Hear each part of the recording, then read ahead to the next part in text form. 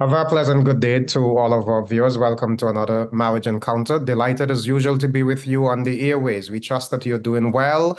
And we've had some rather very interesting discussions over the last few weeks. Pastor Adams, we were speaking last week to the issue of what were we talking about again last week? This whole matter of public embarrassment and the consequences, the justifiable consequences for such. That we want to spend a little more time on that one and then move on to another example. Before we do so, however, let's bow for prayer. Pastor Adams. Yes. Father, again, we thank you for this program that was designed specifically to help families improve, have marriages go to another level, and for the wellness of the families in our society. We pray a blessing. We ask for your wisdom and knowledge again, and recall as we discuss and speak to our listening audience, viewing audience on this platform. We thank you now, and we ask that these moments that we spend together will be valuable and that the benefits, Lord, will be real as our viewers, listeners implement these concepts, these values, these behaviors in their relationship. We pray in Jesus' name. Amen. Amen. Well, Pastor. Yes, last week we were leaving. Yeah, we were just leaving the matter of contempt. And when you start to talk about contempt, and I went to look at the literature again, quoting from Dr. Gottman, and there's another source that is not coming to my mind right away. So what could possibly happen there, right? Is that contempt leads to something else. Contempt leads to hostility. Hostility leads to aggression. So it's not just the contempt alone, but what it can lead to, right? The wife may not be attack you physically because they can't deal with it, but they're going to do something hostile, probably burn something for you, right? The shirt that the best shirt that you have that you like, she just leaves the iron on a spot or your pants or those. So the person might not come at you physically aggressive, but there will be passive aggression, right? Because it's now reached the point where contempt and now aggression and hostility. So we have to see where that can lead us, right? What will happen? So it's not just an episode or an event where you lost your cool, as we say, or lost your temper and said all these things. But if it's a pattern, if that's the behavior, as I am looking from what Cloud and Thompson is saying, that this is not just a one-off something, this is a persistent something. That's why the spouse would have to say, if you continue this behavior, it doesn't mean that this is a one-off thing, but this is now a pattern. And patterns are dangerous because patterns tend to persist. And like you said, somebody might say, well, okay, if the person is dealing with this like this in the public domain, what do they do in private? And particularly if you have kids in that situation, you have children in those situations, what kind of example are you setting? Because patterns tend to persist. We learn some behaviors that we carry over in our marital experiences. So that is why these things are dangerous. It's not just for the immediacy we're talking about. We're talking about, let's say, this is a pattern that is going on at home and that is transported into the public domain. You have children there who are looking for the type of positive models that they need to follow when they come to their time in their life when they want to choose a spouse. And they might end up choosing a spouse that is verbally abusive, just like what they're seeing in the context, right? So we have to consider the seriousness about the consequences. It's not just the event or what have happened with this particular moment, but look at the consequences, how far-reaching that could go. Now, what I want to add to this discussion, well, two things. But first, the extent to which people allow themselves to become victims, to be manipulated, to be abused. If you're in a marriage relationship with somebody, in fact, sometimes before you get married, there are signs of this hostility, of this anger problem, of this um, tendency to be sarcastic and to be derogatory in your approach. And you look them over and think that, oh, maybe when we get married, things would be different. Mhm. Courtship is supposed to be a period for you to reflect, think, consider, observe, and determine Yes. whether this is the kind of relationship for you. And I want to speak now. I'm being deliberately slow here. I want to speak now to those who are not yet married. If for perchance you are in a relationship with somebody, you have had your dreams and aspirations, you want to, I'm speaking to the young ladies now, you want to get married to the first person you had sex with, or you may have had a plan never to have sex until you get married, and for one reason or the other, or some one circumstance lead to another, and you ended up in a sexual relationship with somebody. That is not a good reason to get married. All right. I want to be very deliberate with this. You know, you may be courting, watch what is happening. If you see signs of abuse, if you see tendencies to be manipulative, to be controlling, if you realize that occasionally this person is acting as though they are your father. They're acting as though they are dictating what you must do, how you must do it, or they're telling you, listen, you're not mature, etc. These are supposed to be flags that are saying to you, this relationship is not going to go well. And I just thought I would say to the unmarried, be careful with these things. Do not go ahead and rush into marriage. Do not, because if you do, it is going to be a continuation. It's not going to be a change. I thought I would put that up front because that really is something that a lot of people overlook. That is very Yeah. important. Yes. Yes. Yes. You can. That can happen. That women get married to men.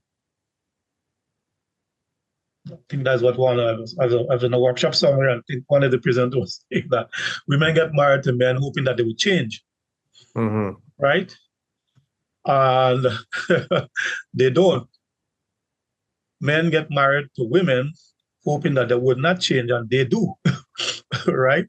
Mhm. But this particular one we are talking about, and there's another thing from the intimate partner violence perspective, and if we have to spend another minute talking to this here, right? We said, or a half a minute or so talking to this here, because we are saying that if the person shows that kind of level of disrespect and contempt for you in the public space, in the public domain, and this is verbal, this if the person does that, that is verbal abuse. Actually, Of it's course it's it a is. verbal abuse. It is verbal abuse. Domestic violence education. It is verbal abuse because and a verbal abuse can lead to physical aggression and hostility.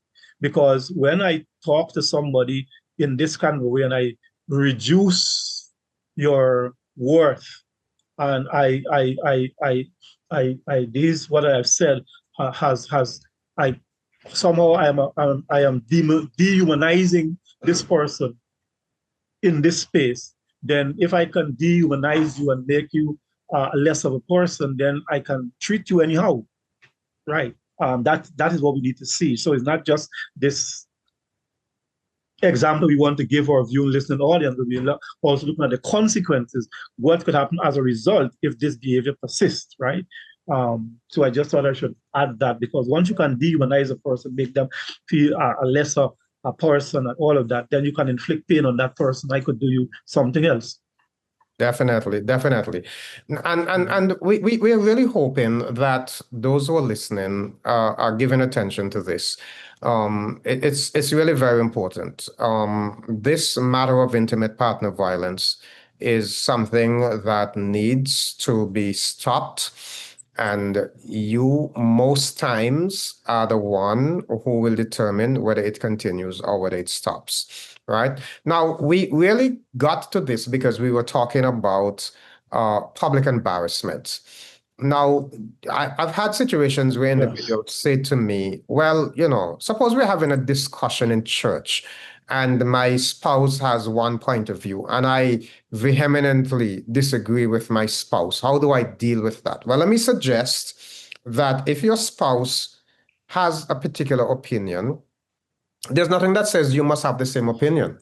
But how you share your counter opinion can make a big difference. To stand up and say, um, you're talking foolishness. That is nonsense. That is embarrassment.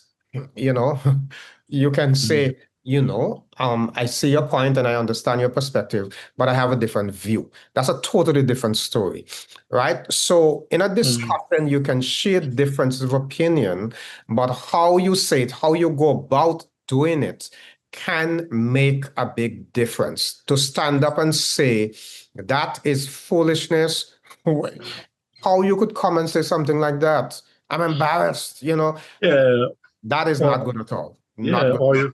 Mhm. or you can either say, this discussion is out of your league. You're not smart enough to make a contribution to this. I mean, when we say those kind of things, right?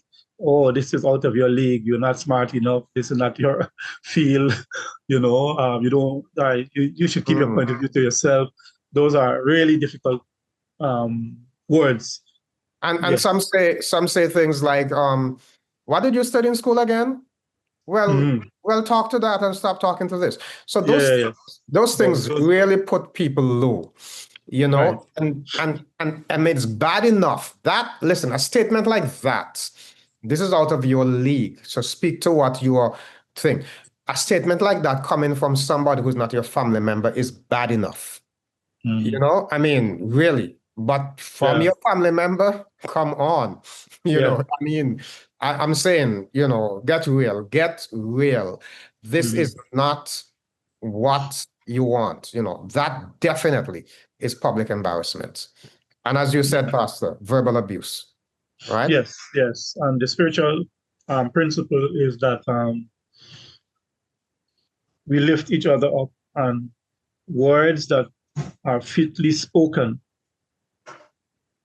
Like apples of gold and pictures Um, of silver. yes, yes, Yeah. yes. So Mhm. words have meaning, right? Words have meaning. Now you use the term, was it today or last week, about the sayings that we used to say when we were children. One that comes to my mind is sticks and stones can break your bones, but words can do no harm. Now we Right. used to say those kinds of things. I mean, that is totally untrue.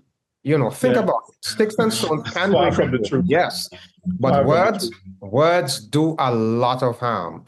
Sticks and stones inflict physical damage, but Mhm. words inflict emotional damage. And Emotional the and psychological emotional damages. damage Mhm. run deep, it pierces the heart. And and when your heart is ruptured, it leads to very, very serious consequences. Mhm. So give attention to your words. Give attention to your words. They are, I mean, there's some things. The book of Proverbs talk about some things that cannot be taken back. And one is words that are uttered. When you utter it, it's uttered. All right. Mhm. So be Yeah. careful with that, right? But perhaps we can take another example. Uh, this, there are 10 commandments, right? There are 10 commandments, and there is one that says, thou shalt not be a false witness. And I've had people say to me over and over and over again, this is perhaps the most violated, the most trampled upon, the most broken commandment, that matter of lying. So now if your spouse is in a habit of being deceptive and lying, that's pretty serious. There's some people who lie so easily and so smoothly, you would not even realize it, right? Now, that's a big deal. Now, we're talking about consequences here. So if your spouse is in the habit of lying, Cloud and Townsend suggests that you should emotionally pull away to protect yourself or ask your spouse to leave, depending on the severity of the issue. Because in a situation like this, that person needs character reformation. But let me hear you on this, Pastor. Your spouse is But habitually lying. well, yes, it is equally dangerous because like what we mentioned in one of the previous ones, I don't know if it was last week or the week before, when we were doing our presentation. I can't recall if it was last week or the week before, but yes, the point probably was not related to the thing because we were talking about the consequences, right? And we were talking about the severity based on what went wrong. And so this here is thing because there's a complex situation that has developed here. Because if you're talking about the principles, it's a subset of several ingredients. It is openness, it is transparency, it is trust, it is all. And those things, when they are broken down, um, it takes a while to restore, to build up, to build back. You see, so it's not just one situation, but what it will cause. It's person going to be so emotionally aggrieved because of this, right? And so it is not. It's all of those factors you have to consider, right? Then you have to consider, principle, is it a pattern? This is this something that is a system problem? Is it something that is a origin problem? You have to look at it, and that is why I agree with you in recommending, um, in this instance here, a clinical intervention with a counselor is going to be very, very important. You see, because sometimes you just can't conclude that this behavior is just like this. This behavior could probably have a history that needs to be addressed, and therefore you may have to have a clinical intervention dealing with one like this, right? Well, one of the things that I recognize is that lying is oftentimes done in association with other things. An individual doesn't just lie for the sake of lying. An individual may lie because they want to cover up something. An individual may speak untruth because they don't want their spouse to know what they're doing. So they come home late because they have been, let's say, gambling is an issue, and the spouse may or may not be aware that this person has a problem with gambling, but they come home late because they stopped off by wherever the center for gambling is, and the spouse said, well, how are you so late? And they say, the car had a little problem. Um, and quickly, without even thinking, they pass it off as the car had a problem and they had to go to the mechanic. And why are they lying? Because they're covering up something. The truth they want to hide from their spouse. So oftentimes when a person resorts to lying, when a person chooses to be deceptive, it's in an attempt to cover up the truth. And that truth may be another issue in itself. So some people have secret sins, quote unquote, secret sins. An individual may be addicted to pornography and they do it secretly when their spouse is not aware, or they may have a relationship with somebody else and they're trying to cover that. Those kinds of behaviors are never good for the relationship. And so, in an effort to protect, then they speak untruths. And so we have two issues here, because when they get away once or twice with it, then they begin to think that, I can cover up other things this way. So the need for counseling under these circumstances may also serve not just to deal with the issue of the deception, but also to uncover what the real issue is and to deal with that likewise.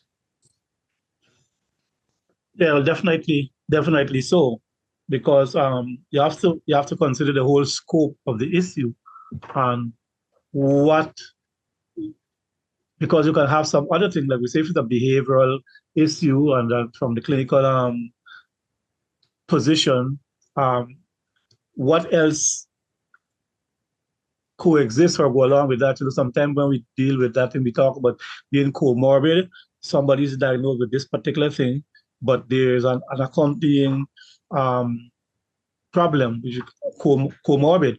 So yes, so to ask for that type of a response by one spouse is not like overly severe. That is needed. Is not something that is severe.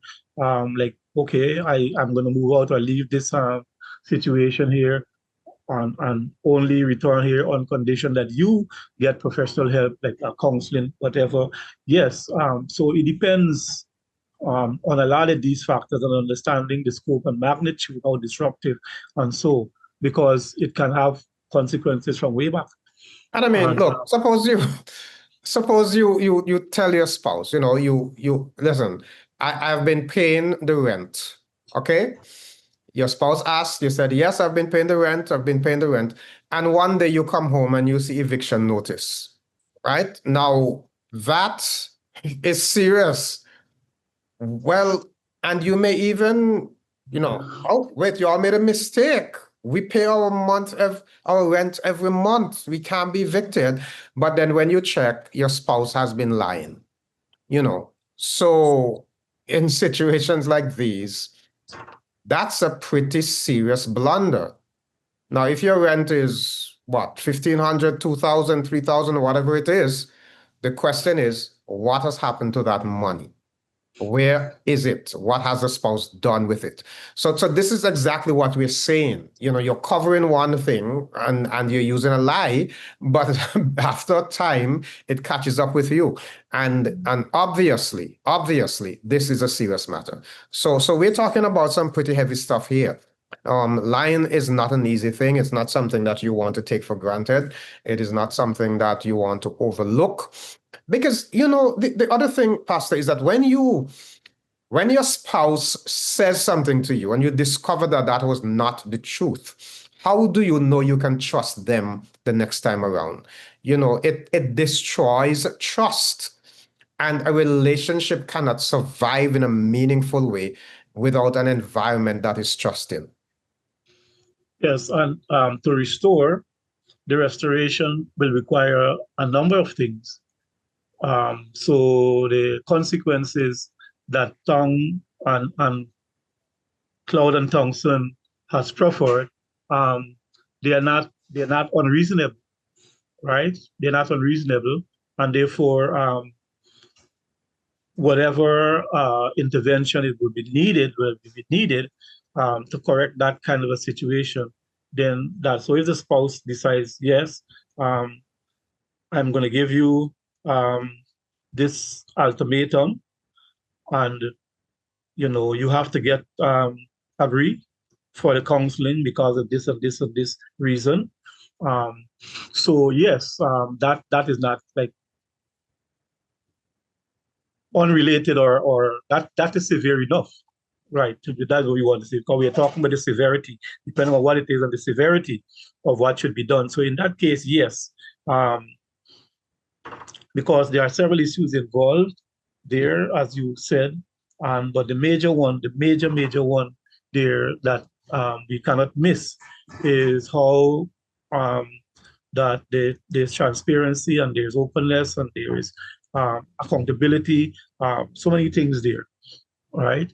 So this when you compare the boundary issues, there are two that we mentioned that are very, very, very crucial. This one here that is mentioned here, and the other one that has to do with um, um, demeaning in public.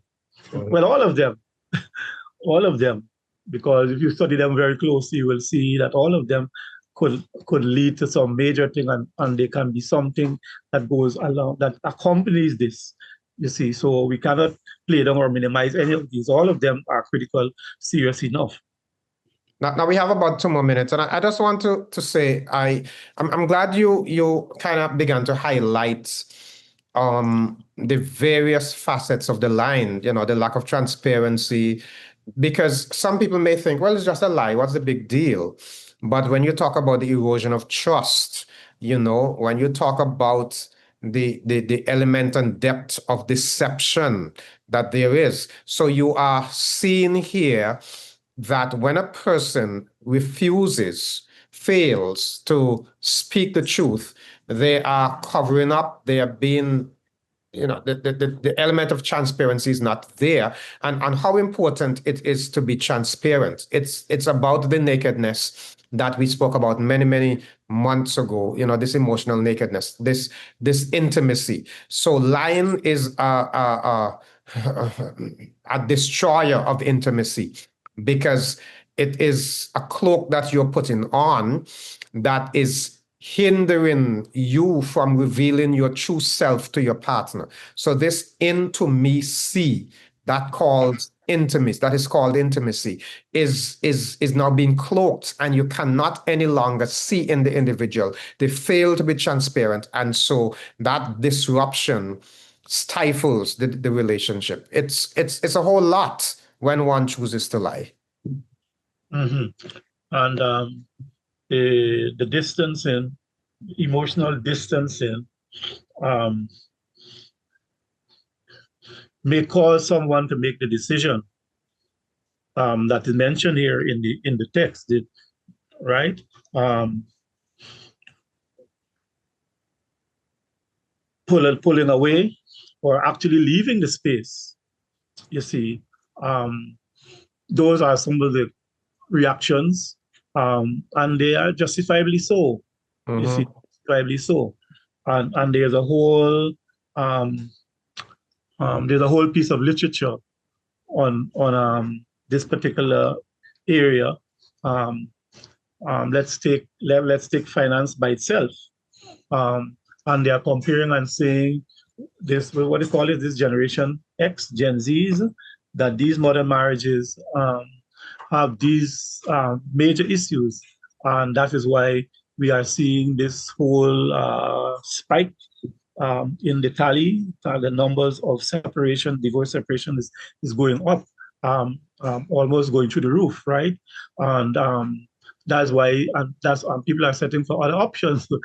They don't want to get married and be in those kind of situations. So you have to, all of those factors, um, consequences, and what can happen as a result, how impactful that can be, not in the immediate situation or immediacy, but in the long run, you see. Well, certainly. Thank you so much, Pastor. This is where we end for today. And we want to say to our listeners and viewers, we are so happy to be able to come by week after week. We do have a rebroadcast at 6:30 on Thursday evenings, and at 2 p.m. on Saturday afternoons, on 2 p.m. on Second Advent Radio, and also on SLC Adventist. This is all our time. May God bless you. Until next week.